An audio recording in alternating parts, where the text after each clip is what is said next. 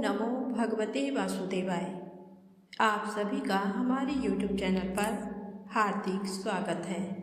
आज आप सुनेंगे चैत्र मास के शुक्ल पक्ष की कामदा एकादशी व्रत की पौराणिक कथा। ये एकादशी समस्त मनोकामनाओं को पूर्ण करने वाली मानी जाती है, इसलिए इसे फलदा एकादशी के नाम से भी जाना जाता है। इसलिए इन कथाओं को श्रद्धा, भक्ति और विश्वास के साथ पूरा अवश्य सुनिएगा। तो आइए कथा को शुरू करते हैं। प्रेम से बोलें लक्ष्मी नारायण भगवान की जय हो।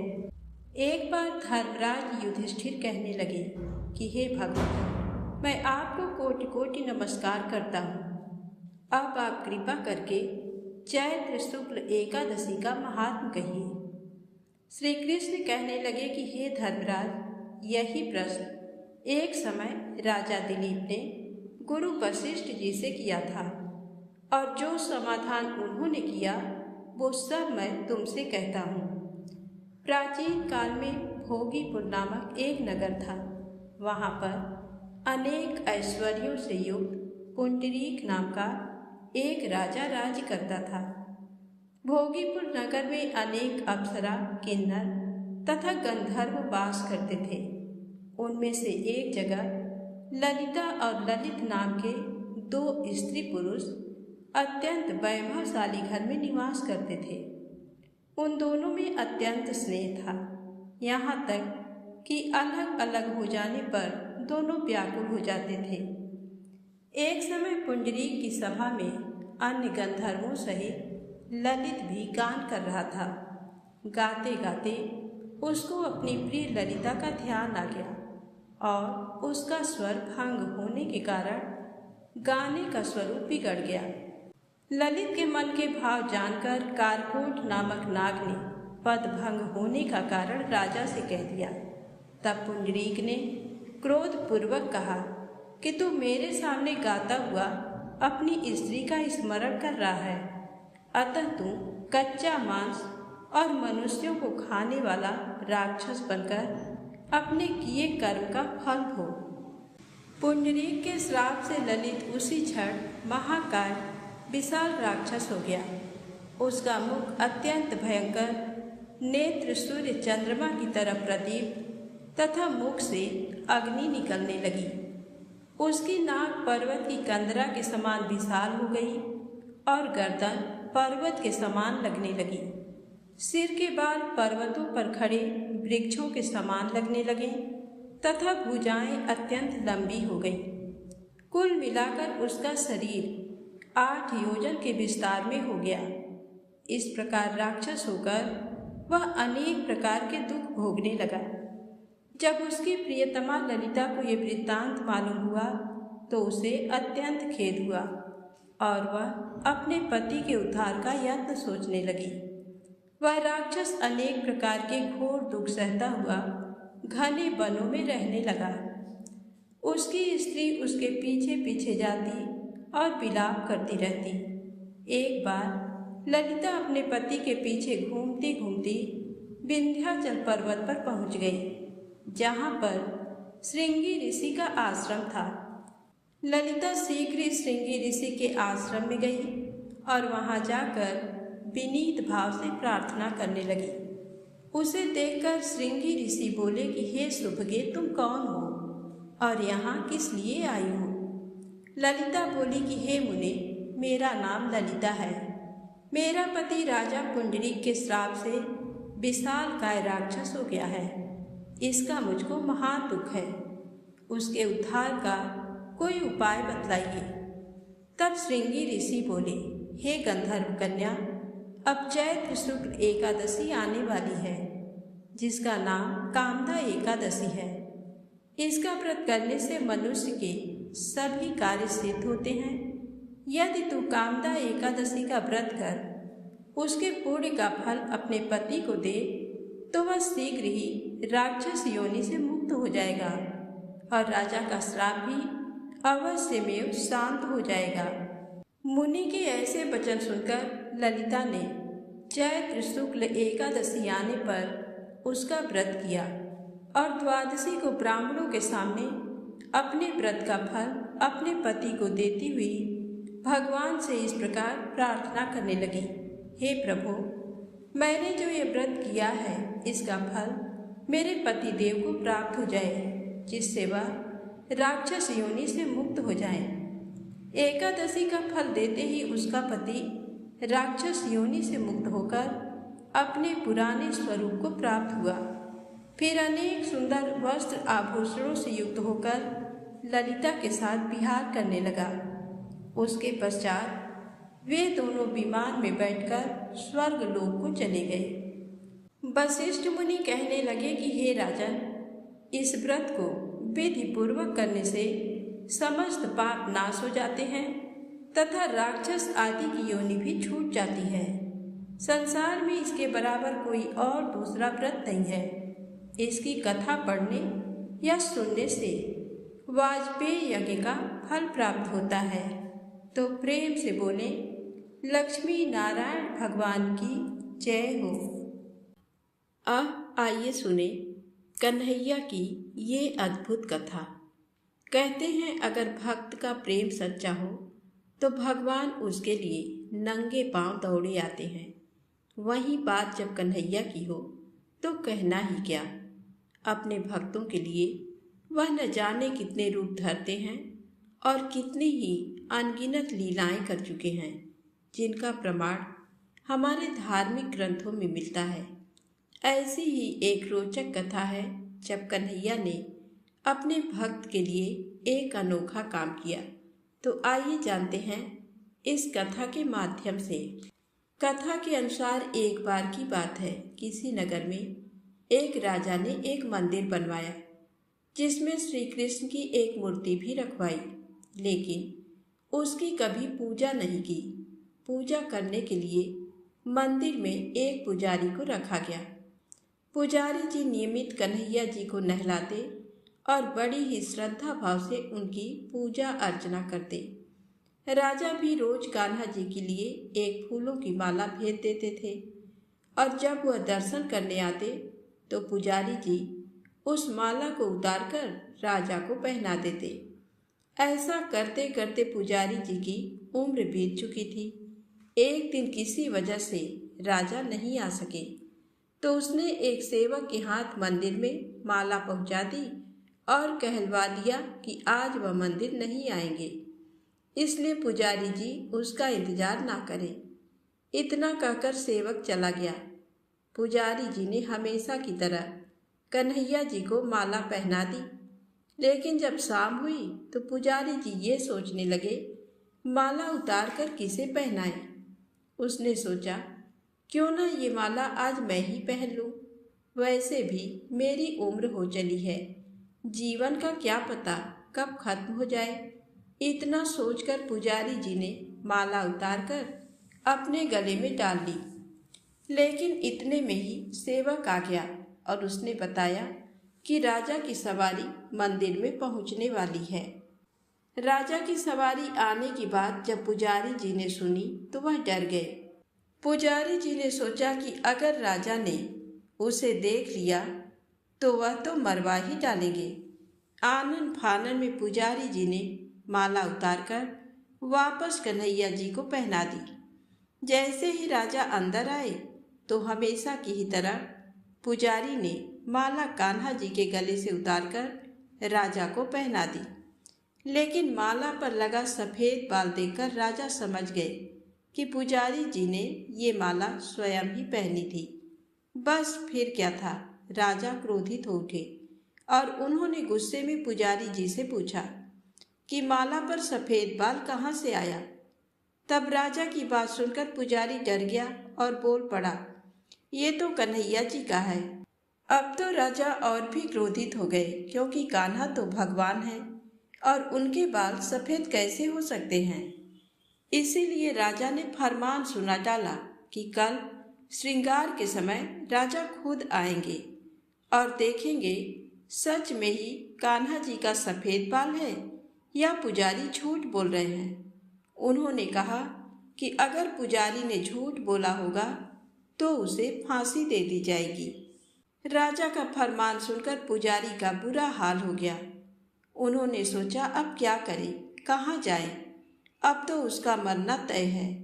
तब रोते रोते वह भगवान की शरण में पहुंचा और उनसे कहा कि हे केशव, मुझसे झूठ बोलने का अपराध तो हुआ है, लेकिन हो सके तो मुझे क्षमा कर दे और राजा से मेरी रक्षा करे। पुजारी ने कहा कि हे माधव, आपकी सेवा करते करते मैं वृद्ध हो चुका हूँ। अब आप मुझे माफ कर दीजिए, ऐसी गलती दोबारा नहीं होगी।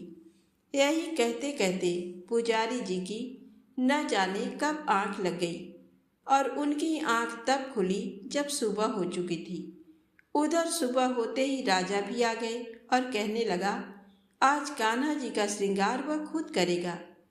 ऐसा कहकर जैसे ही राजा ने कान्हा जी का मुकुट उतारा तो देखा कि श्री कृष्ण के तो सारे बाल ही सफेद हैं।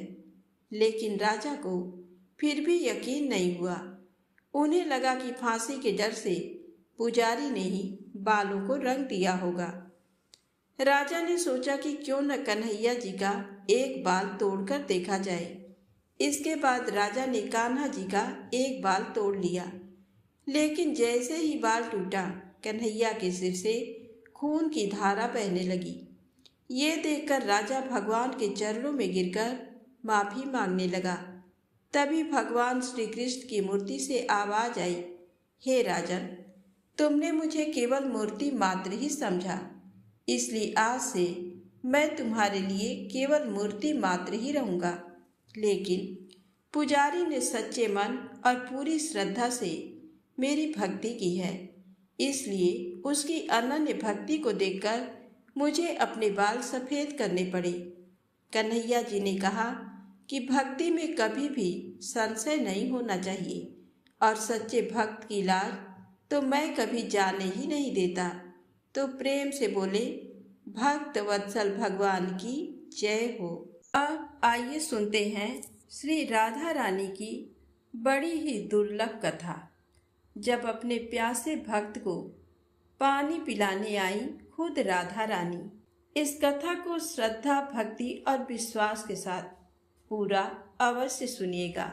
आज से बहुत समय पहले की बात है। श्री कृष्ण की जन्मस्थली कहे जाने वाले मथुरा के पास सुरेश नाम का वृद्ध व्यक्ति रहा करता था। सुरेश श्री कृष्ण और राधा रानी के असीम भक्त थे। सुरेश कृष्ण और राधा रानी को अपने परिवार का सदस्य मानते थे।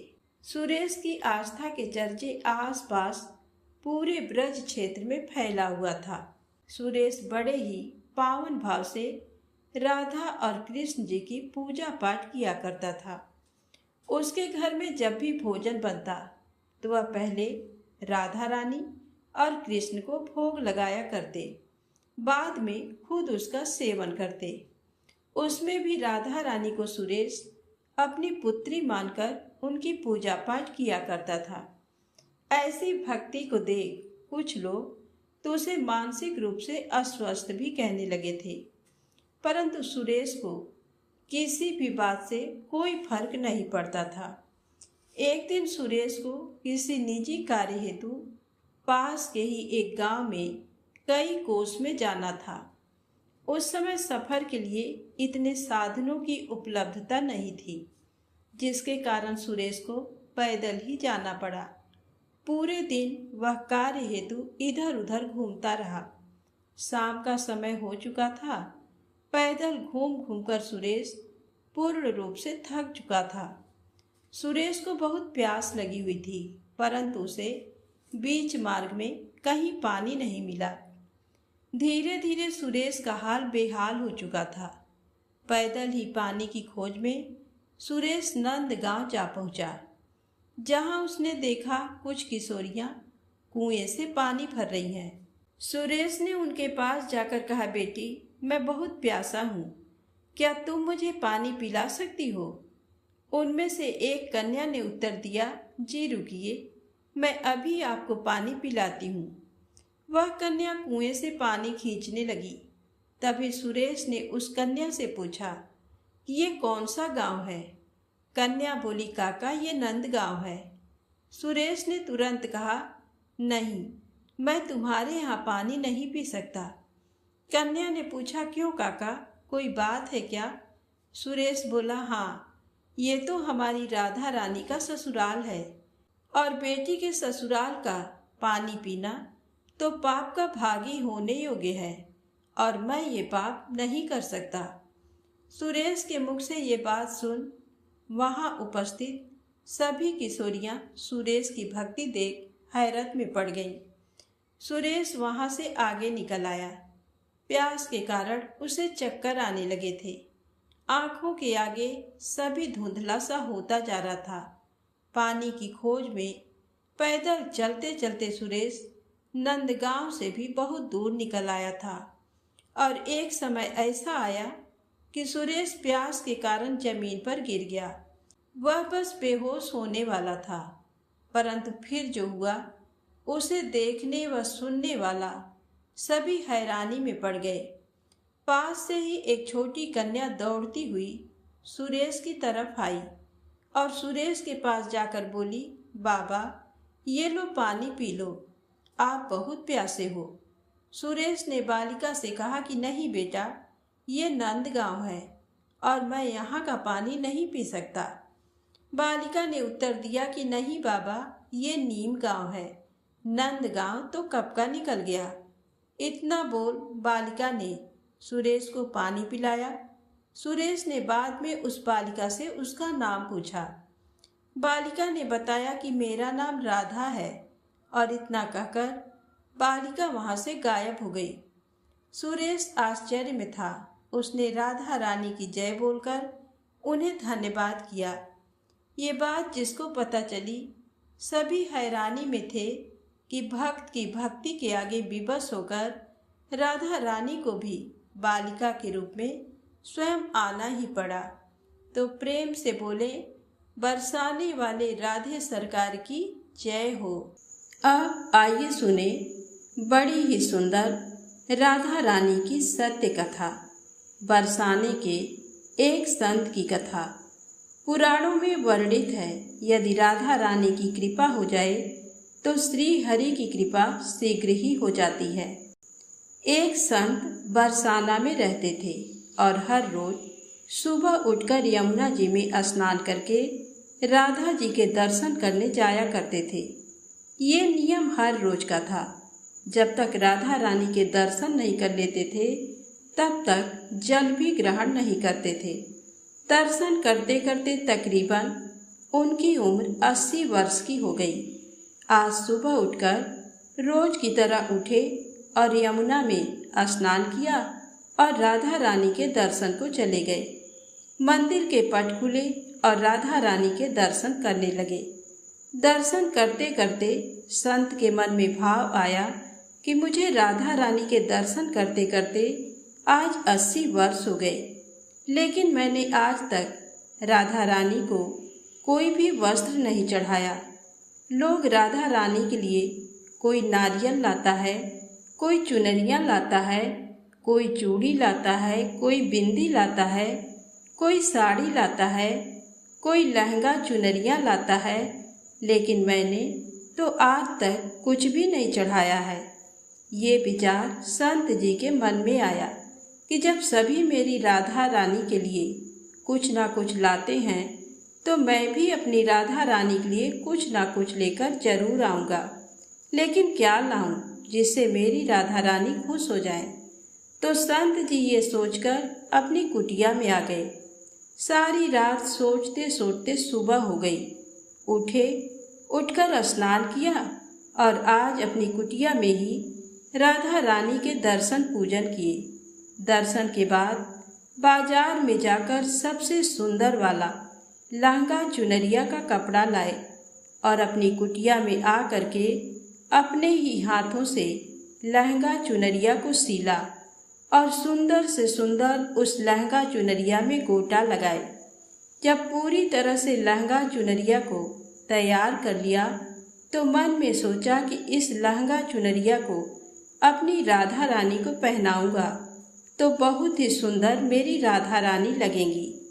ये सोच करके आज संत जी उस लहंगा चुनरिया को लेकर राधा रानी के मंदिर को चले।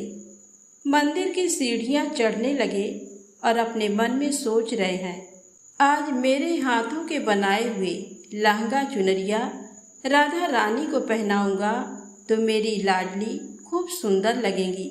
ये सोचते हुए जा रहे हैं।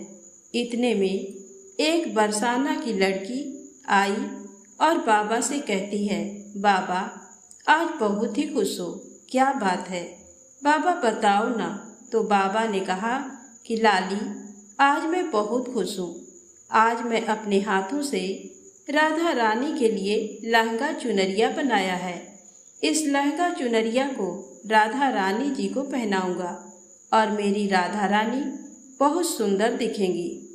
उस लाली ने कहा, बाबा मुझे भी दिखाओ ना, आपने लहंगा चुनरिया कैसी बनाई है। लहंगा चुनरिया को देखकर वो लड़की बोली, अरे बाबा राधा रानी के पास तो बहुत सारी पोशाक हैं, तो ये मुझे दे दो ना। तो महात्मा बोले कि बेटी तुमको मैं दूसरी बाजार से सिलवा दूंगा, ये तो मैं अपने हाथ से बनाकर राधा रानी के लिए लेकर जा रहा हूँ, तुमको और कोई दूसरा दिलवा दूंगा। लेकिन उस छोटी सी बालिका ने उस महात्मा का दुपट्टा पकड़ लिया, बाबा ये मुझे दे दो। पर संत भी जिद करने लगे कि दूसरी दिलवाऊंगा, ये नहीं दूंगा।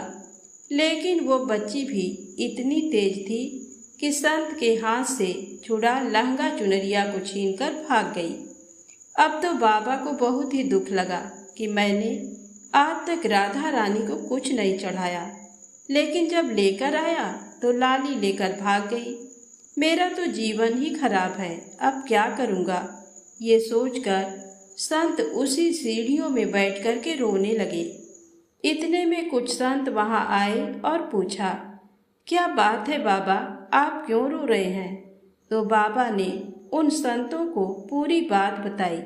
संतों ने बाबा को समझाया और कहा कि आप दुखी मत हो, कल दूसरी लहंगा चुनरिया बनाकर राधा रानी को पहना देना। चलो राधा रानी के दर्शन कर लेते हैं। इस प्रकार संतों ने बाबा को समझाया और राधा रानी के दर्शन को लेकर चले गए। रोना तो बंद हुआ, लेकिन मन खराब था, क्योंकि कामना पूरी नहीं हुई ना। तो अनमने मन से राधा रानी का दर्शन करने संत जा रहे थे और मन में ये ही सोच रहे हैं कि मुझे लगता है कि किशोरी जी की इच्छा नहीं थी, शायद राधा रानी मेरे हाथों से बनी पोशाक पहनना ही नहीं चाहती थी। ऐसा सोचकर बड़े दुखी होकर जा रहे हैं। मंदिर आकर राधा रानी के पट खुलने का इंतजार करने लगे। थोड़े ही देर बाद मंदिर के पट खुले तो संतों ने कहा, बाबा देखो तो आज हमारी राधा रानी बहुत ही सुंदर लग रही हैं। संतों की बात सुन करके जैसे ही बाबा ने अपना सिर उठा करके देखा तो जो लहंगा चुनरिया बाबा ने अपने हाथों से बनाकर लाया था वही आज राधा रानी ने पहना था। बाबा बहुत ही खुश हो गए और राधा रानी से कहा, हे राधा रानी, आपको इतना भी सब्र नहीं रहा, आप मेरे हाथों से मंदिर की सीढ़ियों से ही लेकर भाग गई, ऐसा क्यों। सर्वेश्वरी श्री राधा रानी ने कहा कि बाबा आपके भाव को देखकर मुझसे रहा नहीं गया, और ये केवल पोशाक नहीं है, इसमें आपका प्रेम है, इसलिए तो मैं खुद ही आकर के आपसे लहंगा चुनरिया छीनकर भाग गई थी। इतना सुनकर के बाबा भाव विभोर हो गए और बाबा ने उसी समय किशोरी जी का धन्यवाद किया तो प्रेम से बोले, राधे सरकार की जय हो। अब आइए सुनते हैं मनोकामना पूर्ति करने वाली एकादशी माता की पौराणिक कथा। कहते हैं बिना एकादशी माता की कथा को सुने व्रत पूर्ण नहीं माना जाता है। एक बूढ़ी माँ ने एक बार एकादशी का व्रत रखा। बड़े ही भाव भक्ति से पूजा अर्चना की। उन्हें वृद्धावस्था में क्या बाधा थी, वे तो अपने पुत्र और पौत्रों की सुख सुविधा के लिए व्रत रखने लगी। वे दिन भर तो जरा कठोर मन करके अपनी प्यास को रोके रहीं। दिन में पूजा पाठ किया, कथा सुनी और पंडित जी को मिट्टी के पात्र में भरकर पानी और ऋतु फल दान में दिए। दोना भर भर के पूरा शक्कर वितरण किया। उन्हें गर्मी के कारण बहुत बेचैनी हो रही थी। इस कारण से बड़ी देर तक पानी में पड़ी रहीं और पानी के कुल्ला करती रहीं, मुंह धोती रहीं। तब कहीं थोड़ा बहुत धैर्य बंध पाया। धूप तो तेज पड़ ही रही थी, इस कारण बार बार मुंह सूख रहा था। बूढ़ी माँ बहुत बेचैन हो रही थी। एक बुढ़ापा और दूसरा ये भयंकर गर्मी। वृद्धावस्था की स्थिति तो कुछ दूसरी ही प्रकार की होती है। जैसे तैसे रो धो के दिन कट पाया। अब पहाड़ सी रात सामने थी। उसका कटना बड़ा ही कठिन दिखाई दे रहा था। खटिया पर पड़े शांति नहीं मिल रही थी। वे बार बार करवट बदल रही थी। अनेक बार वे बाहर जाती और भीतर आती। उन्हें घर के अंदर शांति नहीं थी। वे पड़ी पड़ी एकादशी माता का स्मरण करती रहीं। वे कहती रहीं कि माता जी, आप मेरी लाज रखिएगा। आप ही मुझे शक्ति दे दीजिएगा जिससे मैं भली भांति आपका व्रत कर सकूं और ये पहाड़ सी रात शांतिपूर्वक व्यतीत हो सके। प्यास के कारण बूढ़ी माँ की बेचैनी तो बढ़ ही रही थी। उन्होंने धैर्य रखने का बहुत प्रयास किया, किंतु सहनशीलता की सीमा टूट गई और वे घबरा कर एकदम चिल्ला पड़ी। बोली कि बचाओ बचाओ। अम्मा का चिल्लाना सुनकर परिवार भर के नर नारी, बच्चे और पड़ोसी आकर बूढ़ी अम्मा की खटिया के समीप पहुंच गए। सबने पूछा कि अम्मा जी, आपको क्या हुआ? आप क्यों चिल्ला रही हैं? आप इस वृद्धावस्था में ये कठिन व्रत क्यों कर रही हैं? अम्मा जी, शक्ति से ही भक्ति होती है। थोड़ी ही देर में वे फिर से बोली कि अरे, हमारे तो प्राण ही निकले जा रहे हैं। मेरी छाती पर ठंडे पानी का घड़ा रख दीजिए। नातियों ने दादी की छाती पर ठंडे पानी का पात्र रख दिया। तब कहीं उन्हें थोड़ा बहुत आराम मिला और थोड़ी देर के लिए उन्होंने अपनी आंखें बंद कर ली। एकादशी माता ने सोचा कि ये बूढ़ी अम्मा है तो बहुत कठोर, जरा जाकर उसकी परीक्षा लेना चाहिए। वे आधी रात को मुर्गा बनकर टेर लगाने लगी। मुर्गा की आवाज़ सुनकर दादी जल्दी से उठी और बाहर जाकर आसमान की ओर देखा, किंतु आसमान में कहीं उन्हें प्रातःकालीन तारा दिखाई नहीं दिया। वे सोचने लगी कि ये मुर्गा क्यों और कैसे बोल गया। उन्हें प्यास तो लगी रही थी। थोड़ा बहुत उनका मन भी विचलित होने लगा था, किंतु अंत में उन्होंने दृढ़ निश्चय किया कि मैं अब व्रत को पूर्ण करके ही छोड़ूंगी, चाहे भले ही मेरे प्राण निकल जाएं। ये सोचकर फिर वे खटिया पर शिथिल होकर लेट गईं। थोड़ी ही देर में एकादशी माता ने उनकी फिर से परीक्षा लेनी चाहिए। एक छोटी सी बालिका एक गिलास में शरबत लेकर उनके सिरहाने खड़ी हो गई और जोर से बोली कि दादी जी, सवेरा हो गया है, आप हाथ मुंह धोकर शरबत पी लीजिए। पहले तो शरबत का गिलास देकर उनका मन विचलित हुआ, किंतु अचानक व्रत का स्मरण हो आया और उन्होंने सोचा कि मैं किसी भी प्रकार से अभी शरबत नहीं पी सकती हूँ और वे शांतिपूर्वक अपनी खटिया पर लेट गए। फिर थोड़ी ही देर में उन्हें ऐसा लगा जैसे किसी ने उन्हें पानी के कुएं में पटक दिया हो। वे बड़ी देर तक उस कुएं में हाथ पांव चलाती रहीं, किंतु उन्होंने अपने मुंह में पानी की एक बूंद भी नहीं जाने दी और वे दृढ़तापूर्वक अपना व्रत पालती रहीं। थोड़ी ही देर में ना जाने कहाँ से सामने आग जलने लगी, जिससे भारी गर्मी बढ़ने लगी। प्यास के कारण प्राण निकलने लगे, किंतु बूढ़ी अम्मा का कुछ भी नहीं बिगाड़ पाया। वे जहाँ थीं वहीं मुस्कुराती हुई बैठी रहीं। थोड़ी ही देर में बाहर प्रकाश दिखाई देने लगा। ऐसा लगा कि जैसे सवेरा हो गया हो। बूढ़ी अम्मा ने जब बाहर निकल कर देखा तो समझ गई कि अभी सवेरा होने में 3-4 घंटे की देरी है।